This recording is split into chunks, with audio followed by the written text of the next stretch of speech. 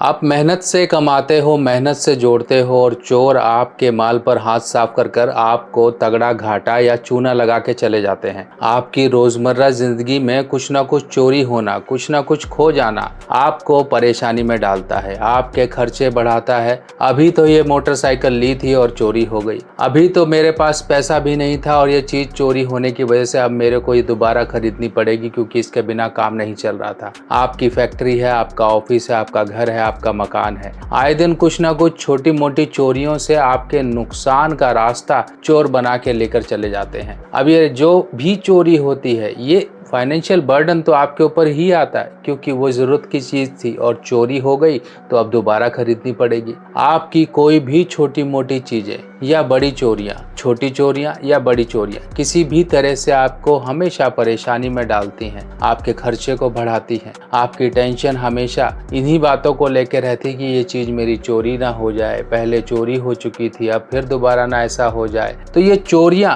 ये जो थेफ्ट है, इन चोरियों को किस तरह से हम कंट्रोल कर सकते हैं? आपके साथ ही क्यों ये चोरियों की वारदात ज़्यादा हो रही हैं? अब इन्हीं चोरियों को हम कंट्रोल करेंगे कुछ छोटे छोटे उपायों से।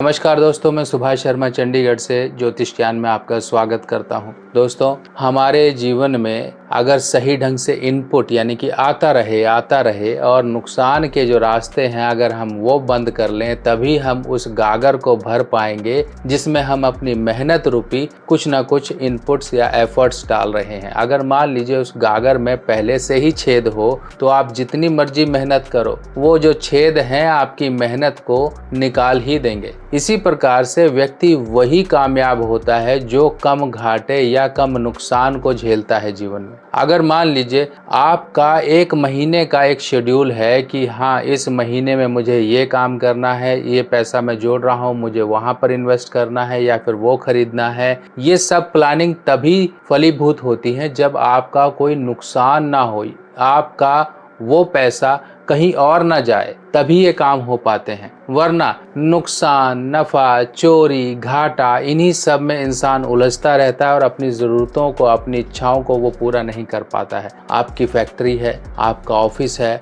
आपका स्टोर है, कुछ भी ऐसा है जहाँ पर आपको लगता है यार बहुत चोरी हो रही है, बहुत काबू करने की कोशिश करी पर ये चोरी की वजह से मेरा आए दिन नुकसान होता रहता है, कमाई तो कम नुकसान को ही झेल रहा हूँ या और तो और टेंशन बढ़ती जा रही है। इन कारीगरों का, इन वर्करों का, इन लेबरों का पैसा मैं कहाँ से दूंगा? और कभी कभी देखिए चोरी बहुत छोटे लेवल की होती है क्योंकि जो चोर होते हैं उनकी ज़रूरत कई बार बहुत छोटी होती है। जैसे कि आप जानते हैं चोरों को क्या चाहिए, कई चोर तो सिर्फ नशा पूरा करने के लिए चोरी करते हैं। मान लीजिए किसी के स्कूटर की बैटरी चोरी कर ली, कहीं किसी के शीशे खोल लिए, कहीं गाड़ियों में से लोगो निकाल लिए, कहीं किसी का टायर खोल लिया, किसी की मोटर चुरा ली, किसी की बकरी चुरा ली, किसी की भैंस चुरा ली, कुछ कर लिया। ये खर्चे पूरे करने के लिए वो नशेड़ी लोग इस तरह की चोरियां करते हैं। चोरियां दारू पीनी है या और नशा करना है, इस तरह से चोरी करते हैं। पर वो उनके लिए तो 20-50 रुपए की चीज़ उनको वो मिल गई, 20-50 रुपए उनका काम हो गया। पर वही चीज़ आपके लिए तो 1000 रुपए की थी, पर आपको तो तगड़ा घाटा लग गया। अक्सर लोग, मेरी एक वीडियो है जिसमें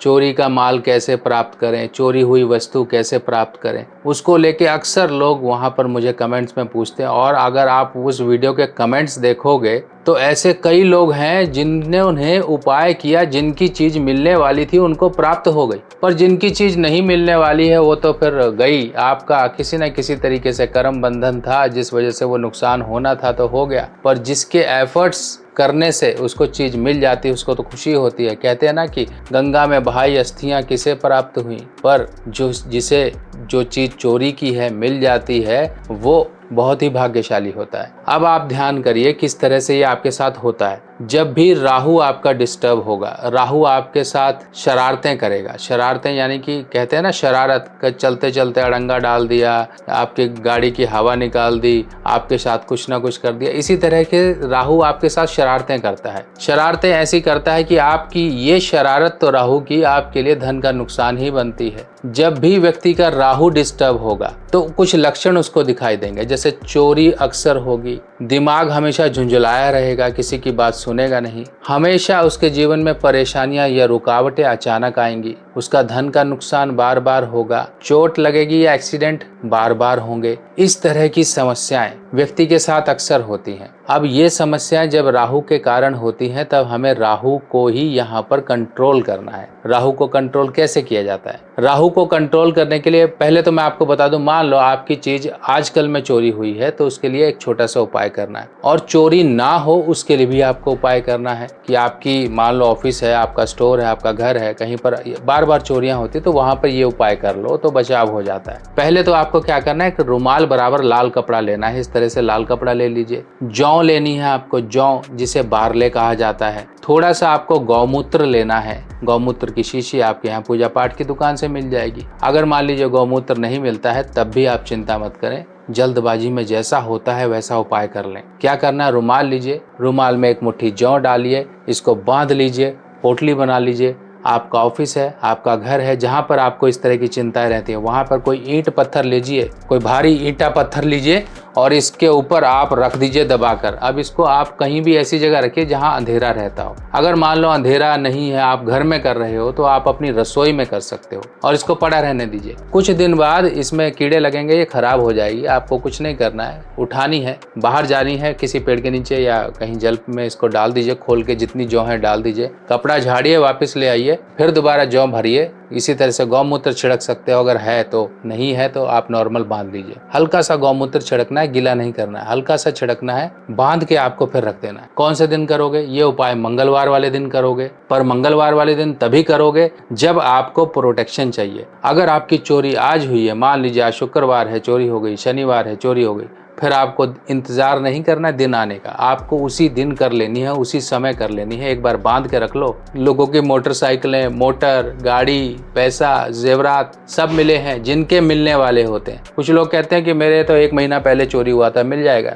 भूल जाओ उसको, वो गया। आपकी कोई ऐसी वस्तु जो तुरंत गायब हुई है, तुरंत आपको चाहिए, तब आपको मिल सकती है, तब आपके चांसेस ज्यादा होते हैं। पर इतना ध्यान रखिए, उपाय आपकी उन पॉसिबिलिटीज को बढ़ा देता है। गारंटी नहीं है कि हाँ मिल जाएगा। किस्मत में है आपकी नुकसान तो आप जितने मर्जी उपाय कर लो, आपका नुकसान वो होकर ही रहेगा। आपका अगर वो नुकसान है, आपको झटका है, एक तरह से झटका मिलने वाला है कि हाँ भैया परमात्मा आपको इस तरह से चेता रहा है कि भाई ध्यान रखो वरना इसी तरह से गायब होंगी आपकी चीजें, तो आपकी वो चीज आपको मिल जाएगी। क्योंकि परमात्मा आपको देना चाहता था, पर आपको एक सीख, एक लर्निंग भी देना चाहता था कि ध्यान रखना है, अपनी चीजों को तरीके से रखिए। ये नहीं कि खुला छोड़ दिया, आओ और माल ले जाओ पार करके, ऐसा नहीं। इसी तरह से आपको थोड़ा सा लॉजिक भी लगाना, थोड़ा सा समझना, पर प्रयास करना है। मिलना होगा तो मिल जाएगा, नहीं मिलना होगा तो आपकी किस्मत है। लोगों को मिला है क्योंकि उनकी किस्मत थी मिलने की, आपको नहीं मिला तो आपकी किस्मत थी कि वो नुकसान आपको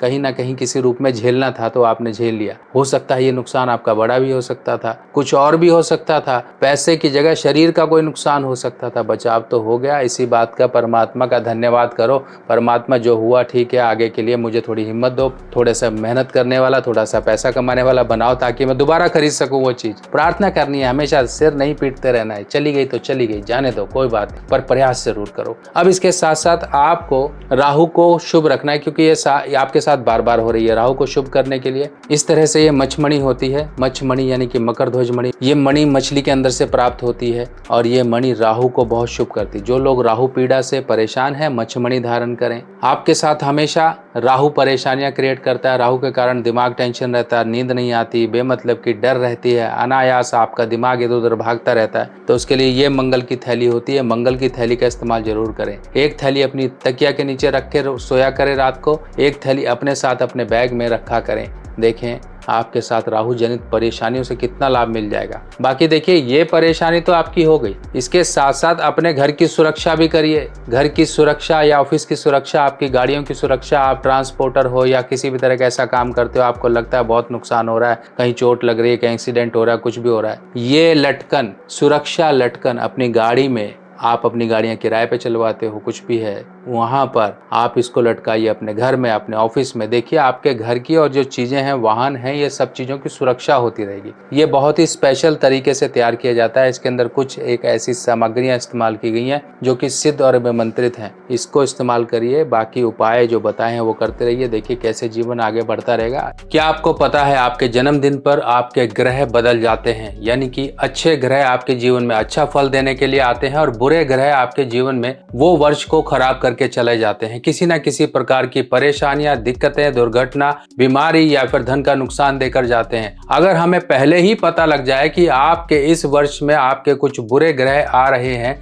अगर हम उनका उपाय पहले ही कर लें तो उस वर्ष की परेशानियों से हमें निजात मिल जाती है। ये वर्ष फल का मतलब होता है आपके जन्मदिन से लेके आपके अगले जन्मदिन तक का एक समय, जिस समय में बुरे ग्रहों का उपाय किया जाता है। इसमें कुछ छोटे छोटे उपाय होते हैं जो कि आपको पूरे वर्ष आराम का जीवन, आपके जीवन में उन्नति और तरक्की के रास्ते खोलने में आपकी मदद करते हैं। आप अपने वर्षफल को जरूर बनवाएं, क्योंकि वर्षफल ही वो आपके जीवन में एक अहम भूमिका निभाता है जो आपके जीवन में आने वाली परेशानियों को दूर रखता है। अपने जन्मदिन पर कर लीजिए कुछ छोटे छोटे उपाय और पूरा वर्ष आप मजे का जीवन पाएं। वर्षफल बनवाने के लिए आपको अपना नाम, बर्थ डिटेल मुझे देना होगा और आपकी वर्षफल रिपोर्ट बनाकर आपको व्हाट्सएप पर भेजी जाएगी, जिसमें कुछ छोटे छोटे उपाय दिए जाएंगे। कुछ दान दक्षिणा या फिर कुछ चीजों को जल प्रवाह इत्यादि करना, मंदिर में देना या फिर किसी गरीब को देना या पक्षियों या जानवरों को कुछ देना। इस तरह के कुछ छोटे छोटे उपाय होंगे जिनको करके आप उस वर्ष की परेशानियों से बचाव पा सकते हो। इसी तरह से और जानकारियों के साथ मिलते हैं नई वीडियो में। तब तक के लिए आज्ञा दीजिए।